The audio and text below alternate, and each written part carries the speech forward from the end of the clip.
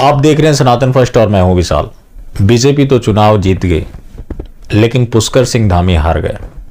अब ये किसी से बताने की जरूरत है नहीं क्यों हारे, इसके कई सारे फैक्टर रहे होंगे। लेकिन आपको याद हो तो संतों ने श्राप भी दिया था, जो कि अनशन कर रहे थे। आपको भी पता है कि बेवजह उन्हें जेल में डाला गया था, तो संतों का लगता है कि उनके ऊपर श्राप पड़ गया, उसकी सजा वो भुगत रहे। ये तो अब तय हो गया है कि वो अगले मुख्यमंत्री नहीं बनने जा रहे। अब बात है महामंडलेश्वर यति नरसिंहानंद गिरी का, जिनको लेकर ये सारी चर्चाएं होती रही हैं। उनको खैर ये श्राप स्वामी अमृतानंद जी ने दिया था, लेकिन महामंडलेश्वर हमेशा 2029 की बात करते हैं। उस बात में कितनी सच्चाई है ये रह रहकर सामने आते रहते हैं।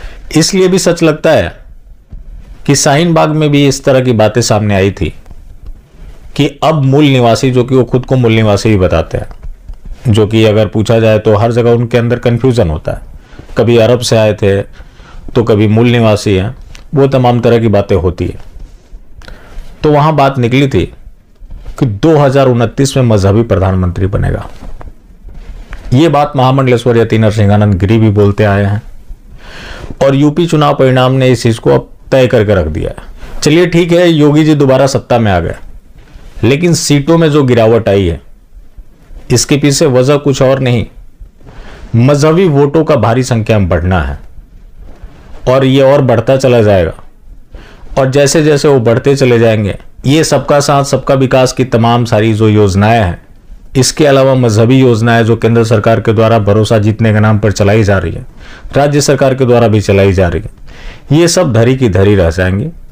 इसका कोई इंपैक्ट नहीं होने वाला। वरना 71 में से 67 सीट जहां पे बीजेपी के जो प्रत्याशी थे उन्हें भारी मतों से चुनाव हारना पड़ा है।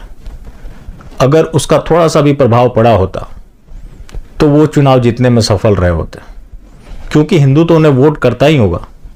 ऐसा तो नहीं है कि कोई ऐसा विधानसभा क्षेत्र है जो कि हिंदू विहीन हो, तो हिंदुओं ने तो उन्हें जरूर वोट किया, लेकिन मजहबी लोगों ने नहीं किया, जिसका परिणाम है कि सीटों में इतनी गिरावट आई है।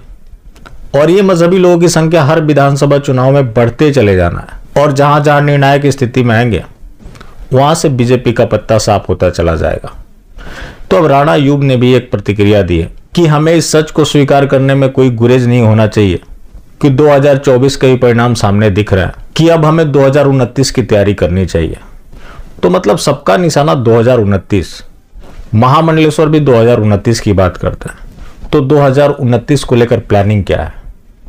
प्लानिंग बड़ा सिंपल है और कैलकुलेशन भी बड़ा सिंपल है। प्लानिंग तो उनका है कि वो टैक्टिकल वोटिंग करते आ रहे हैं। अब इसके पीछे जो कैलकुलेशन है, अभी जो 18 साल से कम के हैं उनका एनरोलमेंट नहीं हुआ है, और पिछले 18 साल को आप उठाकर देखें तो हिंदुओं के पॉपुलेशन ग्रोथ रेट में भारी गिरावट आई है, जिसका खामियाजा आने वाले चुनावों में पार्टियों को चुकाना पड़ेगा। और फाइनली इस देश को तो चुकाना ही है, जैसे पाकिस्तान और बांग्लादेश चुका रहा है। क्योंकि सरकार किसी की भी रही हो, कोई वैसे कदम नहीं उठाया जा रहा है जिससे मजहबी उन्माद के जड़ पर चोट पड़ रहा हो।